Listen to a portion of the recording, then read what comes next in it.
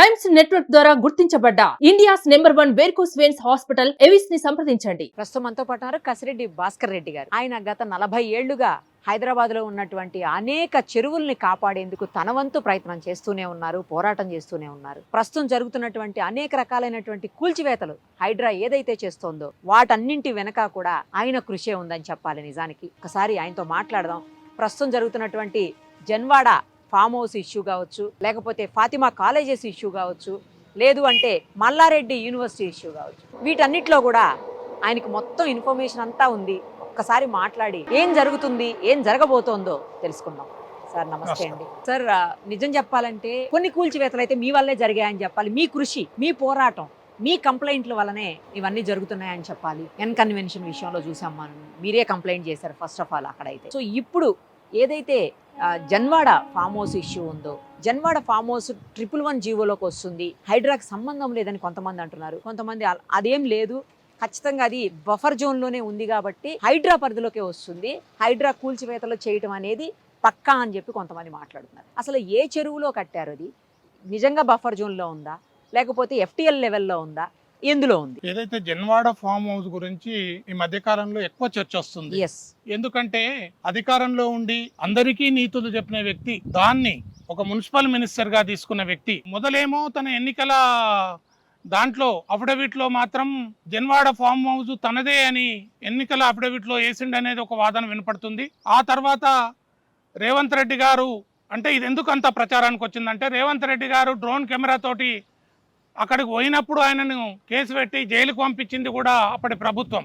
అయితే ఈ Janwada farm house ఇంత చర్చకు రావడానికి అప్పుడు మున్సిపల్ మినిస్టర్, IT మినిస్టర్గా ఉన్న KTR దాని లీజుకు తీసుకొని అందులోనే కాపురం చేస్తున్నాడో, అక్కడ ఏం చేస్తున్నాడు అనేది ఆ భగవంతునికి తెలవాలా. అయితే దీనివల్ల అది ఎక్కువ ప్రాచుర్యం పొందింది. అయితే 111 జీవోలో అనేక నిర్మాణాలు ఉన్నాయి. ఇది 111 జీవో కిందికి వస్తుంది అని అంటున్నారు. ఈ రోజు వచ్చిన వార్తలలో కూడా ఒక కాంపౌండ్ వాల్ మాత్రం ఇది పోయే నాలాకు మీద కట్టిండ్రు, అది సెట్ బ్యాక్ లేకుండా కట్టిరు. ఆ నాలా మాత్రం హైడ్రాకు వస్తుంది, హైడ్రా అధికారుల పరిధిలోకి వస్తుంది. ఓ 10 గుంటల హైడ్రా అధికారుల పరిధిలోకి వస్తుంది, మిగతాది మాత్రం 111 జీవో కిందకి వస్తుంది అంటున్నారు. 111 జీవో కింద వచ్చిన ఈ చర్యలు తీసుకునే అధికారం ఇప్పుడున్న ప్రభుత్వం మీద ఉంది, ఆ సంస్థల మీద ఉంది. హైడ్రాకు లేకపోవచ్చు కాక HMDAకు ఉంది, ఇరిగేషన్కు ఉంది, రెవెన్యూకు అధికారులకు, ఇరిగేషన్ అధికారులకు అన్ని అధికారాలు ఉన్నాయి. కనుక ఎప్పుడైతే గతంలో ప్రభుత్వంలో ఉన్న వ్యక్తి వచ్చిన రిపోర్ట్ను మరుగుపరిచి బయటికి రాకుండా చేసి దాన్ని ఎంక్రోచ్మెంట్ చేసిండంటే ఖచ్చితంగా దాని మీద చర్యలు తీసుకోవాలని జనం కోసం భావిస్తున్నారు. అంటే ఇప్పుడు మీకున్న ఇన్ఫర్మేషన్ ప్రకారం, లేకపోతే మీ దగ్గర చాలా ఇన్ఫర్మేషన్ ఉంది ముఖ్యంగా చెరువులకు సంబంధించి హైదరాబాద్లో, మీకు తెలిసినంత వరకు మీ దగ్గర డాక్యుమెంట్స్ కూడా ఉన్నాయి. నేను చూశాను, ఆల్రెడీ చాలా డాక్యుమెంట్స్ చూశాను. సో అందులో ఉన్నదాని ప్రకారం అది ఏ చెరువు అవుతుంది, ఆ తర్వాత ఏ చెరువు FTLలా లేకపోతే బఫర్ జోనా, ఏంది ఎందులోకి వస్తుంది? 111 జీవో కిందకు వస్తుంది. అది ఖచ్చితంగా గండిపేట ఏదైతే జలాశయం హిమాయసాగర్ జలాశయాల కింద 111 జీవో ఉన్నదే దానికి కదా. 111 జీవో పరిధిలో పక్కా నిర్మాణాలు చేయకూడదు. అక్కడ కేవలం వ్యవసాయం ఏదన్నా పంట పండించుకోవచ్చు. చిన్నగా అక్కడ రైతు ఉండడానికి ఒక 10 సెంటీమీటర్లు మాత్రమే నిర్మాణం చేసుకోవాలి కేవలం అక్కడ, అంతేగాని అక్కడ ఫామ్ హౌస్ కట్టి స్విమ్మింగ్ పూల్ పెట్టి ఇదంతా ఇల్లీగలే. పెద్ద నిర్మాణాలు ఏవైనా కూడా ఇల్లీగలే, ఏ నిర్మాణం చేసినా ఇల్లీగలే. పక్కా కాంపౌండ్ వాళ్ళు కూడా ఇల్లీగలే. పక్కా ఫెన్సింగ్ చేసుకోవచ్చు, పక్కా కాంపౌండ్ వాళ్ళు ఇల్లీగలే. పరివాహక ప్రాంతం, అది నీళ్లు పోయే ప్రాంతం. ఆ ప్రాంతంలో ఎలాంటి నీటికి అడ్డంకిగా ఏది నిర్మాణం చేసినా ఇల్లీగలే అది. కాబట్టి ప్రభుత్వానికి చర్యలు తీసుకునే అధికారం ఉంటుంది.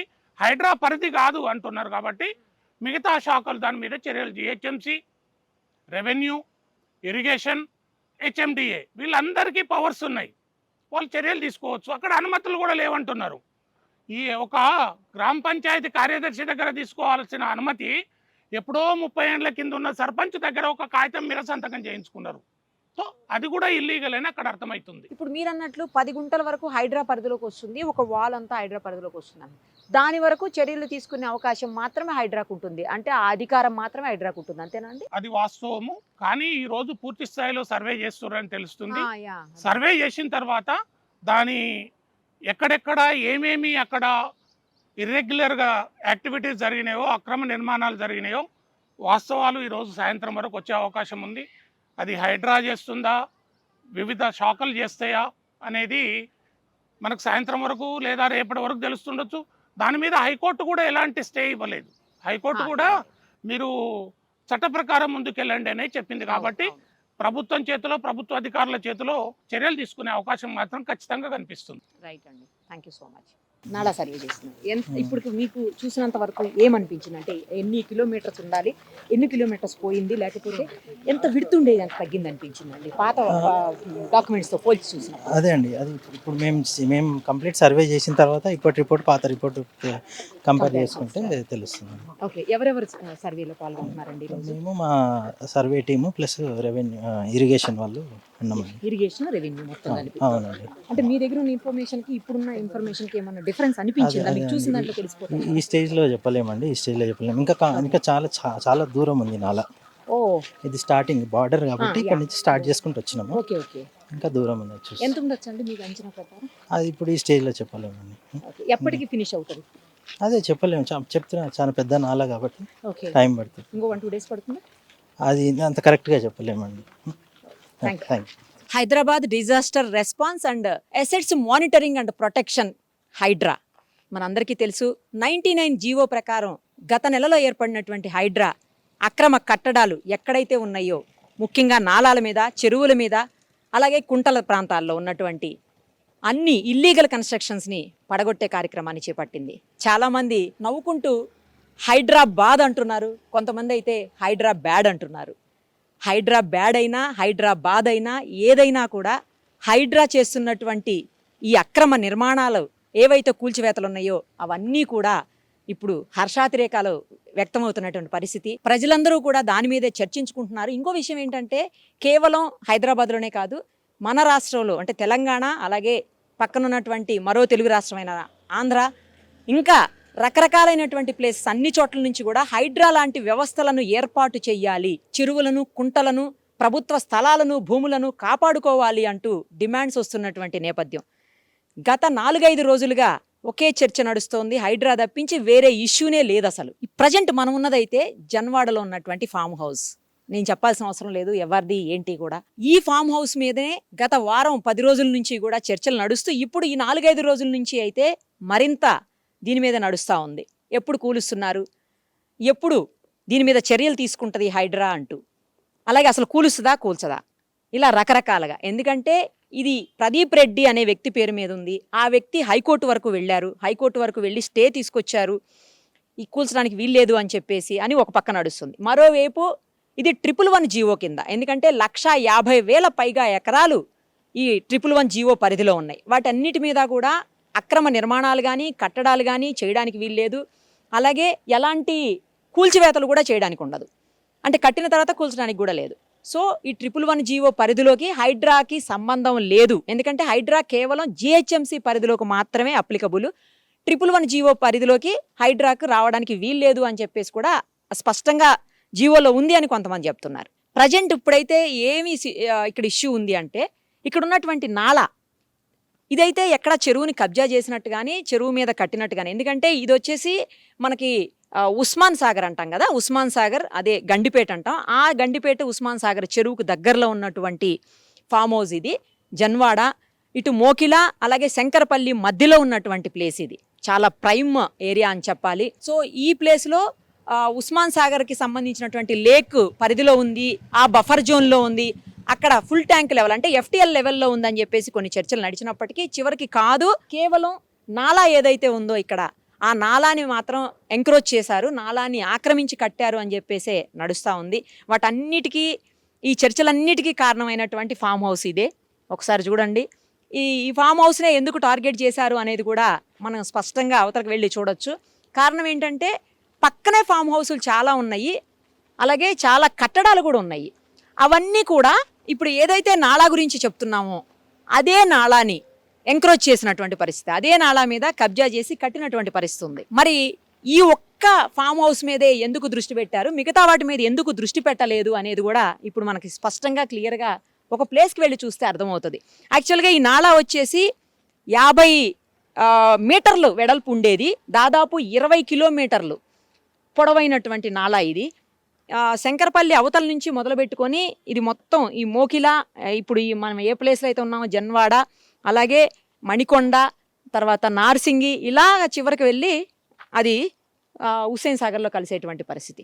సో ఈ నాలా ఇంతకు ముందు ఉన్నటువంటి 50 మీటర్లు ఏదైతే వెడల్పు ఉందో అదంతా కూడా ఎంక్రోచ్మెంట్స్ అయ్యి, అంటే కబ్జాలకు గురయ్యి, ఆక్రమించి లేదా కట్టడాల వలన అది మొత్తం కూడా తగ్గిపోయి కుంచుకుపోయి కేవలం 30 మీటర్లు ఉండేది మధ్యలో, ఇప్పుడైతే జస్ట్ 10 మీటర్స్ మాత్రమే ఉంది అనేది అలిగేషన్. ఇక్కడ ఒకసారి చూడండి, ఎందుకంటే పక్కనే కూడా వేరే ఫామ్ హౌస్ ఉంది చూడండి, అది టార్గెట్ కాబడలేదు. కారణం మీకు క్లియర్గా కనిపిస్తుంది చూడండి, అది లోపలికి ఉంది కాస్త. బట్ ఏదైతే ఇప్పుడు కేటీఆర్ గారు ఫామ్ హౌస్ అంటారు, కాదు ప్రదీప్ రెడ్డి గారిది అని చెప్తున్నారు, ఆ ఫామ్ హౌస్ మాత్రం మీరు ప్రీకాస్ట్ వాల్ కనిపిస్తుంది ఒకసారి చూడండి, అంటే ముందుకి జరిపి కట్టినటువంటి పరిస్థితి. నిజానికి ఈ ఫామ్ హౌస్కి అయితే ఎలాంటి ప్రాబ్లం ఉండకపోవచ్చు. మనం చూసాం ఇప్పుడు ఎక్కడైతే నేను ఇంతకుముందు బ్లాక్ గేట్ దగ్గర నించునున్నానో ఆ గేట్ నుంచి లోపలికి ఇంకొక గేట్ ఉంది, అక్కడి నుంచి మరొక గేట్ ఉంది. అంటే నాకు తెలిసి 100 ఫీట్ లోపలికే ఆ గోడలన్నీ కూడా ఉన్నాయి. అంటే అక్కడి నుంచే ఫామ్ హౌస్ స్టార్ట్ అవుతుంది.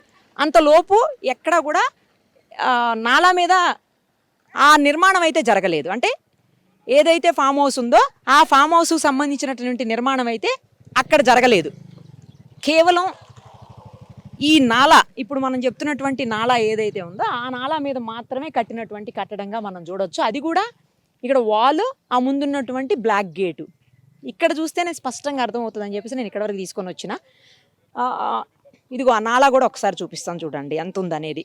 ఆ నాలా కనిపిస్తుంది, ఒకసారి చూపించండి. అక్కడ నాలా కనిపిస్తుంది కదా, ఆ కనిపిస్తున్నటువంటి నాలా ఇప్పుడు ఇంతకు ముందు ఉండేదానికంటే చాలా తక్కువైపోయింది. ఎందుకంటే ఎంక్రోచ్మెంట్స్ వల్ల అనేదే ఇక్కడ పాయింట్.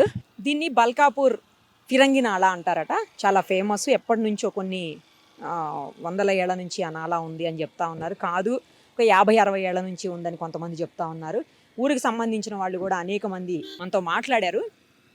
వాళ్ళు చూస్తున్నప్పటి నుంచి కూడా చిన్నగానే ఉంది నాలా అని చెప్తున్నారు. అంటే మేబీ అప్పటికే ఎంక్రోచ్మెంట్స్ అయిపోయి ఉండాలి. సో ఏదైనా కూడా ఈరోజు అయితే సర్వే జరిగింది. ఆ సర్వేలో రెవెన్యూ డిపార్ట్మెంటు అలాగే ఇరిగేషన్ డిపార్ట్మెంట్ కూడా పార్టిసిపేట్ చేశాయి. ఇది సర్వే నెంబర్ వచ్చేసి 311 సర్వే నెంబరు. ఆ సర్వే నెంబర్లో ఉన్నటువంటిది అంతా కూడా నేను ఇందాకే చెప్పినట్టు 111 జీవో అప్లికబుల్ ఉంటుంది. మనం సర్వే అధికారులతో కూడా మాట్లాడాము, సర్వే చేస్తున్నాము, ఎక్కడి నుంచి నాలా ఉంది, ఎంత నాలా ఉంది, దాని పొజిషన్ ఎలా ఉంది ఏంటి అనేది మాత్రం చెక్ చేస్తున్నాము. మనం అయితే ఇప్పుడు ఏం చెప్పలేము, నాలాని ఎంక్రోచ్ చేశారా, ఆక్రమించి కట్టారా, లేకపోతే అవతలకే కట్టారా అనేది కూడా ఇప్పుడే చెప్పలేము. ఈ సర్వే పూర్తయితే కానీ చెప్పలేము అని అధికారులు కూడా చెబుతున్నారు. మొత్తానికైతే ఇంకా కొంత సమయం పడుతుంది. ఎందుకంటే నాలా అనేది దాదాపు నేను ఇందాకే చెప్పాను 20 కిలోమీటర్లు ఉంది.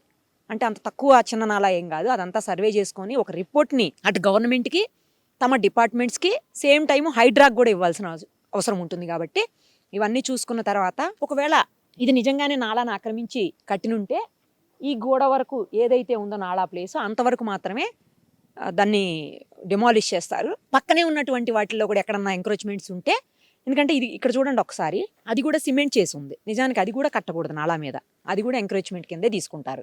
సో దాన్ని కూడా కూల్చివేయాల్సినటువంటి అవసరం ఉంటుంది. ఇలాంటివి ఇంకా చాలా ఉన్నాయని చెప్తున్నారు. సో వీటన్నిటి మీద కూడా చర్యలు తీసుకోవాల్సిన పరిస్థితి ఉంటుంది. ఒకవేళ హైడ్రాకి సంబంధం లేకపోయినా కూడా ఇరిగేషన్ లేదా ఇతర గవర్నమెంట్ డిపార్ట్మెంట్స్ ఏవైతే ఉన్నాయో అవి నాళాన్ని కబ్జా చేశారు కాబట్టి దాన్ని కూడా వాళ్ళు డిమాలిష్ చేసి నాళాలని, చెరువుల్ని, కుంటల్ని కబ్జా కాకుండా కాపాడాల్సినటువంటి బాధ్యతని తీసుకుంటుండొచ్చు. సుమన్ టీవీలో మీ పర్సనల్ అండ్ బిజినెస్ ప్రమోషన్స్ కోసం కింది నెంబర్కి కాంటాక్ట్ చేయండి.